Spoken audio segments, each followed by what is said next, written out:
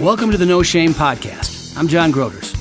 Once a year, filmmakers and producers, actors and directors from all over the world gather to be encouraged in the Lord and in their craft at the International Christian Visual Media Conference, or ICVM. We spent the week interviewing many of those who attended for our podcast. Have no shame, no, we are not afraid, no shame.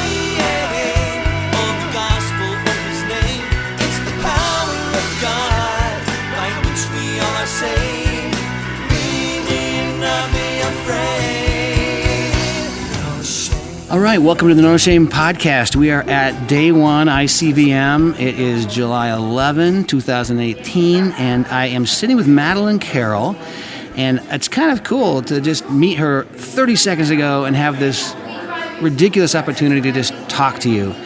We've seen you a lot this year. This has been kind of, you just said, a big 3-movie year for you, Madeline, and just give me the rundown of this year's feature films you have participated in. It's just crazy. So the first one that started it all was God Bless the Broken Road, and that hasn't come out yet, but it was really crazy. I was about to quit acting, and I've been doing it since I was 3, and I just got to this point where I was like so tired and so like just done kind of saying no to things and not seeing anything that I could do, and then the things that I could do I wouldn't get, and so it just really became so hard and so tiring.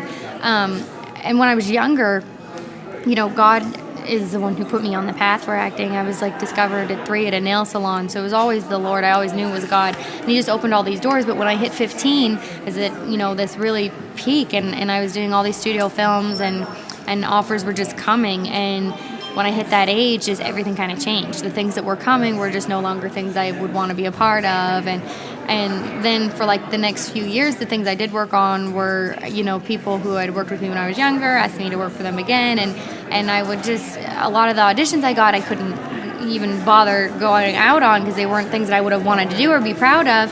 And it was hard. It was really hard. And so I just came to this point where I was like, okay, God, this is so not working that I must be being disobedient. You've moved on and I haven't. And I literally fell on the floor of my bathroom. I had just passed on a show.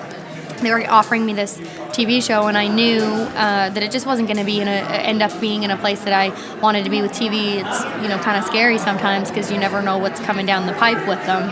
And so I passed, and my manager was so upset, and I hung up the phone, and I literally went into my bathroom and just cried. And I was like, God, like, I can't take this anymore. I was like, Lord, you must like have moved on, and I haven't, and I'm just not hearing you. And I was like, God, forgive me if I've stayed in a place that I just wasn't meant to stay in any longer. And I was like, Lord, like, I can't, is this self-inflicting pain? Like, am I insisting on a door that you've closed? And I said, Lord, like, here's my dream, you can take it, it's breaking my heart, I love acting, but if this is no longer where you've called me, then I'm willing to walk away. And I said, here it is.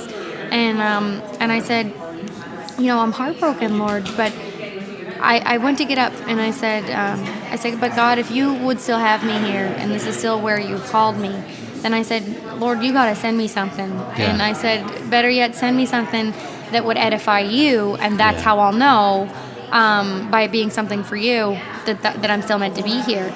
And I'm not kidding. Literally, I said word for word, God, I'm not going one more day feeling like this. I'm not going one more day with this depression and anxiety and comparison. I said, I'm done with it. So I made up my mind that I was going to quit. And I said, but God, if you'd still have me here, then send me something. Literally the next day I get a text from a number I didn't know. And it was Harold Kronk, who did God Bless the Broken Road. He texted me, and he was like, hey, this is Harold. I'm not sure if you remember auditioning for me a year ago, but I just felt you on my heart tonight, and I want you to know I think God wants me to ask you to be in my next faith-based film. Literally, word for word, the next day, God answered my prayer. And I just started crying so hard, and I called him, and I was like, I know this is going to sound so crazy, but this is what happened, and I was going to quit acting, and I just want you to know, like, I wanted him to know the impact of how God had used him to answer my prayer. So he starts to cry. And then I went and I just had such a beautiful experience on that set. It was very,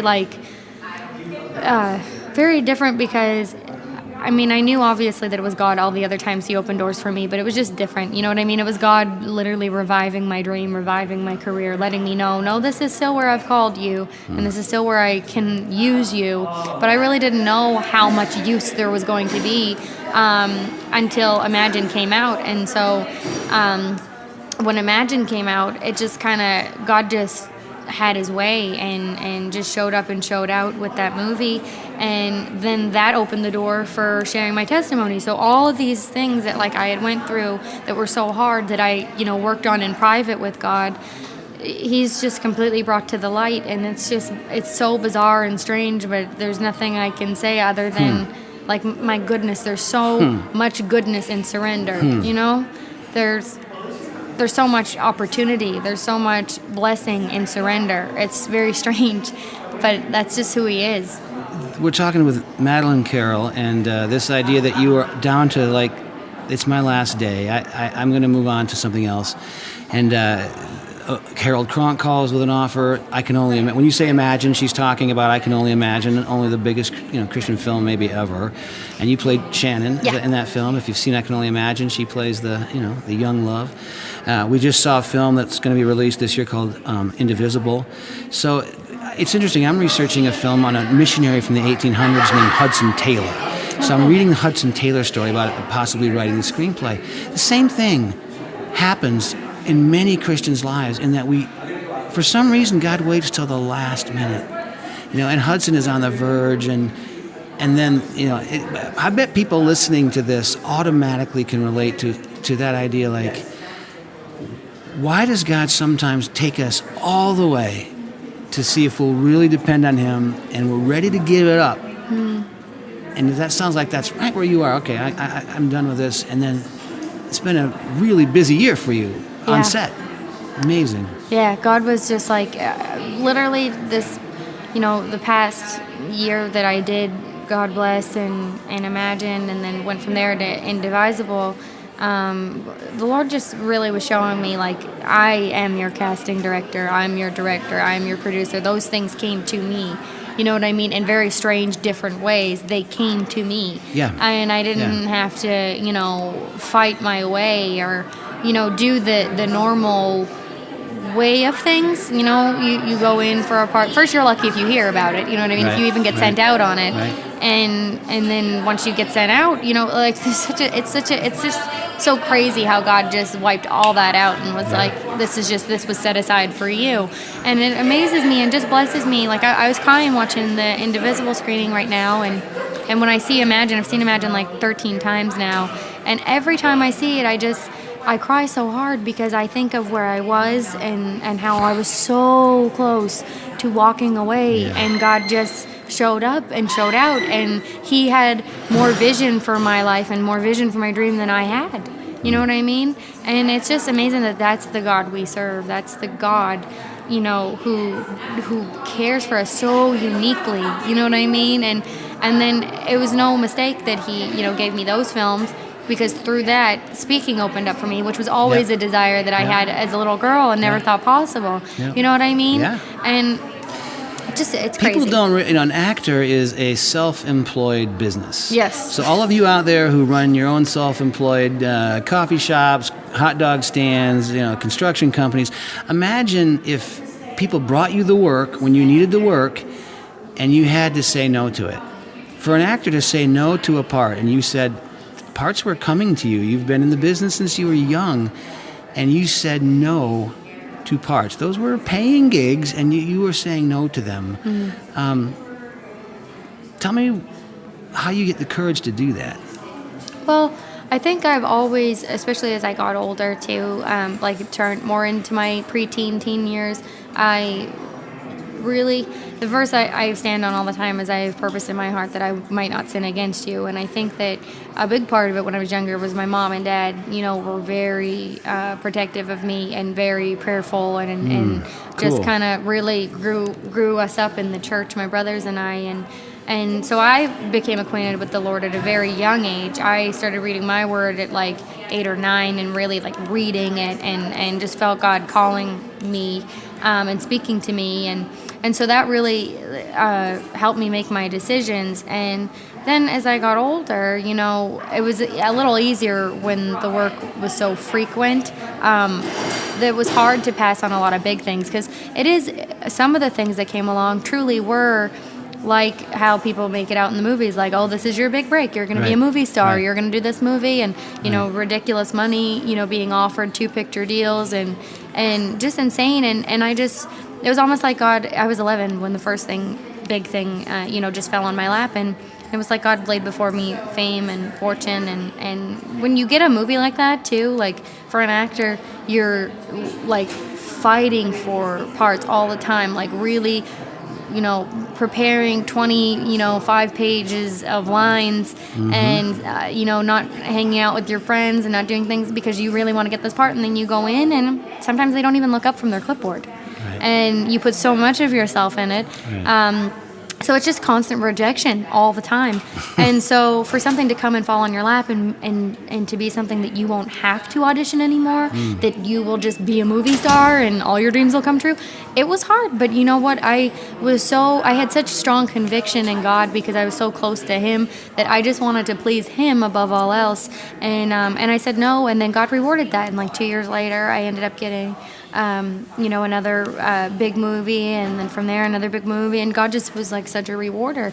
And it didn't really get hard till I hit like 15, 16, because then obviously you're playing, instead of being the daughter, you're playing the high schooler who's gonna sleep with somebody in the bathroom at school, and you're like, wow, who's writing this? You know what I mean? And it's hard. It's really hard, but then it's like this thing where it's like, well, the gifts and the calling of God are irrevocable. Me desiring to be an actor or you desiring to be a dentist will always be there. You know what I mean? It's what your calling is.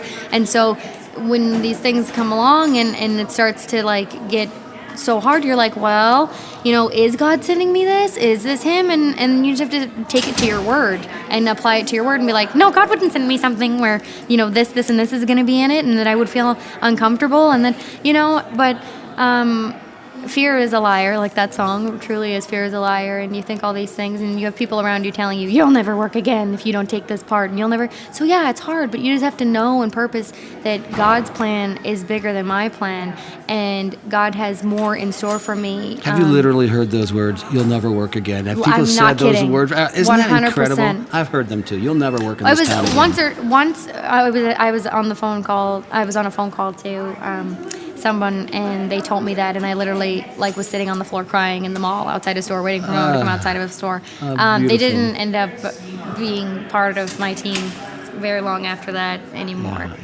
And then the Lord led me to the right people, but it was.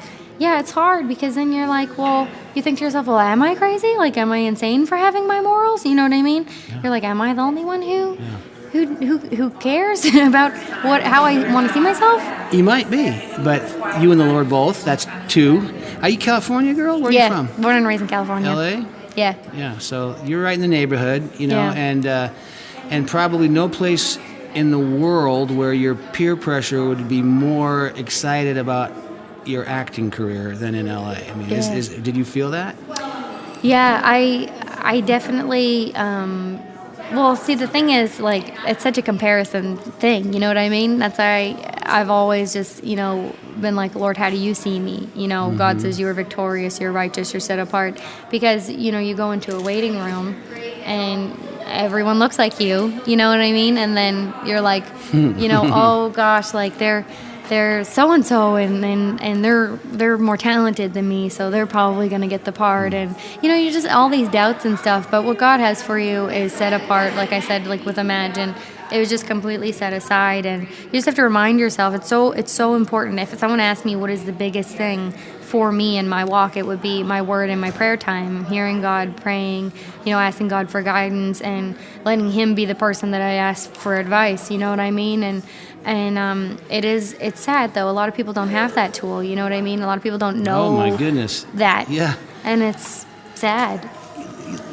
We're talking with Madeline Carroll. We're at ICVM. We've just saw Indivisible. We've seen I Can Only Imagine. We have yet to see the Road movie that you mentioned. So we're appreciating your work. I want to talk about acting for a minute. At the end of the getting the casting and there still comes the craft itself.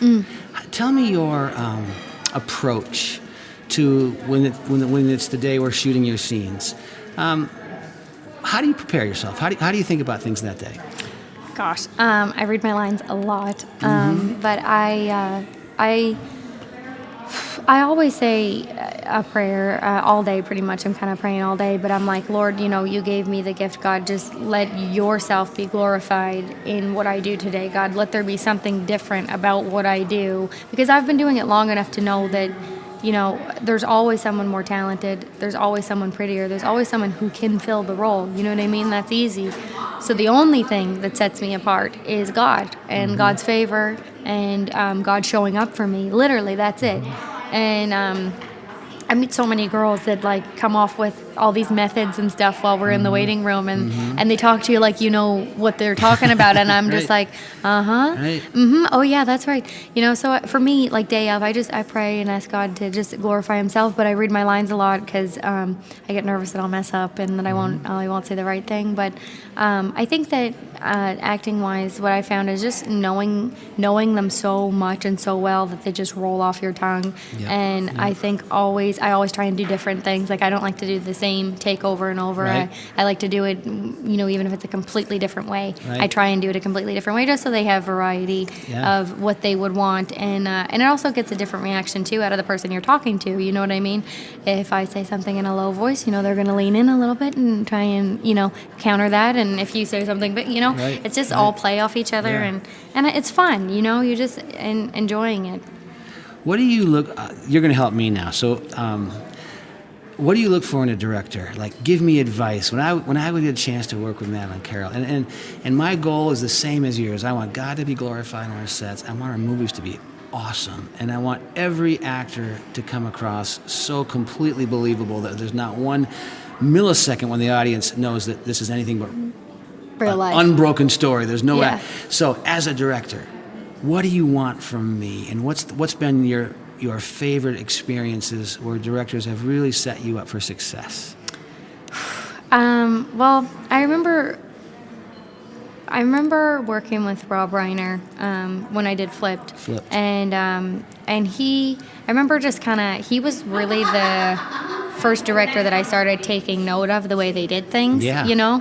And he was just so confident in the story that he wanted to tell. Yeah. But he kind of let his actors be the ones who led the story. You know what I mean? Like that all came down to his casting, as he trusted. I was like 13, and so was the boy opposite me. I think he was 14, and he just trusted us so much with what we did with the character that he barely ever even gave adjustments. And when he did, it was just little tiny tweaks and things. So I think just having that trust from the director, and like knowing, having that assurance that he is so proud of what I'm doing, like he trusts me so much, and that was in the audition stages that happened, you know what I mean? So when I came to set, just do the lines, and they were just so confident in that process. I think it's kind of a scarier thing if I were to direct something to cast somebody, because I'm like, oh well, they have the right look, but they're not that good, but I'll make them good. Right. I think that's terrifying. Right. I think your actor needs to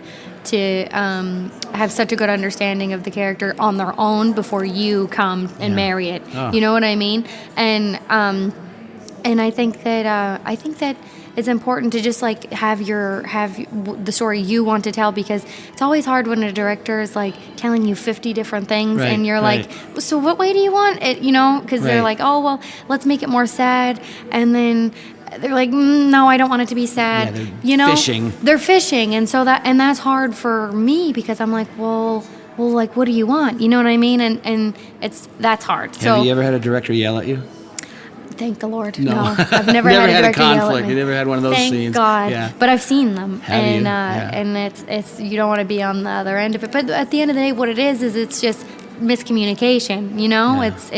It's the actor having a hard time understanding the director, because the director isn't really sure how to put in words what they want, because the actor's not doing what they want. And that's why I think it's so important to in the casting process, which is why your casting director, I think, is so key.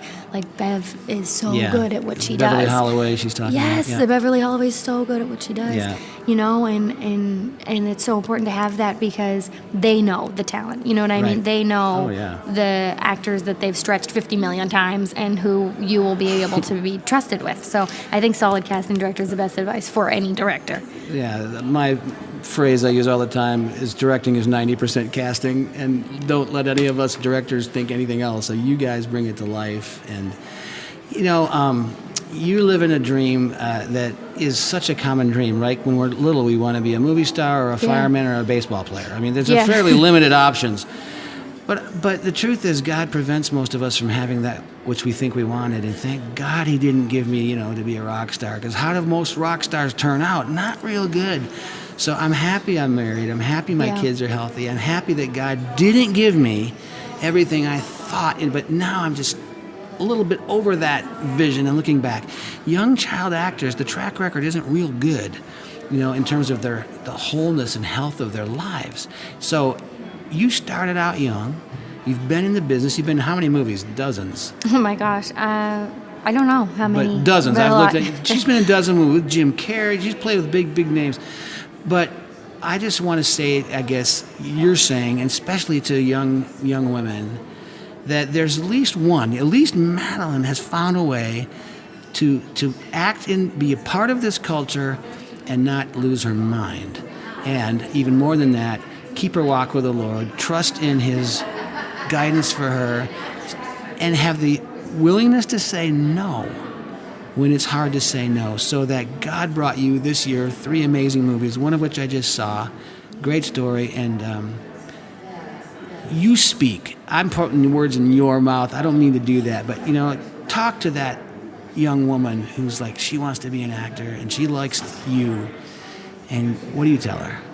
I think that it's important to pursue your calling, and there's a difference, like you said, everyone wants to be a baseball player or a singer or whatever, but that might not be your calling. And so it's important to figure out what you genuinely love and what you genuinely are passionate about and what you want to do. And then once you discover that, determine if the Lord's in it with you, because it's hard to fight against waves. They're going the wrong direction. You know what I mean? And it's too tiring to do it by yourself. It's too tiring to do. I don't know how so many people do life without the Lord, because it's so hard to do it by yourself. And then number 3, determine if you have enough strength for the calling. Yeah. You know what I mean? Do you have what it takes to see it through? I love in the book of Esther, he tells Esther, Esther's cousin, tells her, listen, if you don't do it, it's a privilege to do something for God. If you don't do it, then God will use someone else. He will complete His purpose, whether you take it on or not. And that's scary to me. I'm stingy. I want everything that God has for me. I'm like, Lord, give it to me. Give me the weight and give me the burden. I want to be the one to do it, And so it's so important to know, do I have the strength? Am I willing? And go for it with your whole heart, because the gifts and the calling of God are irrevocable. They don't go away. So that desire in you, like Psalms 139, you are knit together in the womb for that purpose and that time. That feeling will always be there. And put it to use, put it to use. And I also think it's important to note too that it doesn't matter who your family is. A lot of people, say, well, my family, doesn't do that, or my family isn't, in that, or my family doesn't have enough, no. God will use you exactly where you are. He always will raise one up from among them. Moses was sailed down a river and put into Pharaoh's house and was to deliver the Egyptians. I mean, he deliver the Israelites from the Egyptians. Like, his story is so crazy, and I read it so much because God is the God of the impossible. So don't think that your dream is too impossible for you, because the possible, impossible is possible with God. Moses said no too. He said no too. He turned the roll down the first time it was offered. and God still used him, Let Aaron speak. And so I think just go for it, and God will just bring it to completion. So let me touch on this finally, and this is just, I'll cut right to it. I mean, the danger of success. You go through makeup. People pamper your makeup. You're doing interviews with a person you met 12 seconds ago. There's a lot that comes when this goes well, which is wonderful. But what frightens you about what can happen when it goes well? Or is there anything? Yeah, I think that a lot of people kind of will make you something you're not, you know? Yeah. Like, oh, you were so amazing and you did such a good job. And just knowing, like, take it all with a grain of salt that realistically, you probably didn't do that good. You know what I mean? Keep that in your mind that you're not the greatest thing walking on earth, you know? And like you said, the pampering, like you're always, especially when filming, you have people doing your hair, your makeup. You don't have to do a thing. It's Yeah. literally like you. such a, yes, like they'll feed you grapes. No, just kidding. But it's truly, Hollywood is a very unrealistic thing. Yeah. It really is. Yeah. Even behind the scenes, it's an unrealistic weird thing, and it's so weird because it really is how they depict it in movies. It's just fake, you know. You're pretending to do something, and you're pretending to be someone that you know aren't when the cameras are rolling, and when they're not rolling, they're treating you like something you're not. You know what I mean? And so just having that refresher. And I have 3 brothers; they would kill me if I ever got a Good. big head. Thank you, brothers. But just knowing, like, you know what? Like I said, there's always someone more qualified for what I'm doing. I'm so grateful, Lord. Thank you that you opened this door for me, because this could have been 15 million other people. Yeah. You know, there's people in New York. There's people in Florida. There's people in LA alone. There's thousands of people who In every high school play across the country that Yeah. would blow your mind if they got a chance. if they got a chance, you know, and there's so much, you know, undiscovered talent. So I'm so grateful, you know, that God chooses me for whatever He, you know, has. It's a blessing. Well, I feel the same way, and I just for one voice, I just want to thank you and encourage you and say the fact that you have had standards and you've walked a walk and you are proving that it is not impossible to be a Christian actress. And there may be not many people that believe that's true, and all the stuff that's come out in the last 2 years and all the way roles are got, and we all know. But this whole conference, and I've been coming to this just for a few years now, but I get so encouraged by the people here. I get so encouraged by you to say, we are going to do this. You know, we are going to tell stories of redemption and power and impact and heroism and valor and conflict and everything, and we're going to do it in a different way. And we're not afraid to pursue excellence. We're not afraid to act with 100% of everything we have in it. But we don't have to do the same thing that Hollywood has sort of gained a reputation, rightly or wrongly, for. You're an example that it can be done. Thank you. Thank you for Thank you. holding on. And don't quit. Don't quit. Don't quit. Thank you. Keep acting and speaking and leading us. We've been talking with Madeline Carroll. Go see her in Indivisible. Go see her, and I can only imagine. Go see her in God. What is it? God Flows. What is it? God Bless the Broken Road. God Bless the Broken Road. I haven't even seen that one. Go see her in Flipped, by the way, which is a Thank you. classic movie that people don't know how good it is. I know. And if they want to follow you, can they follow you on what? Yeah, Instagram, I'm at Mads Carroll 2, and then on Twitter, I'm Maddie Carroll. I'm Maddie Carroll. Well, thank you, and thank you for being at the intersection of faith and culture. This is the No Shame Podcast. I'm John Groders. It's just been a pleasure. We'll be back with you next time. Bye. Have no shame.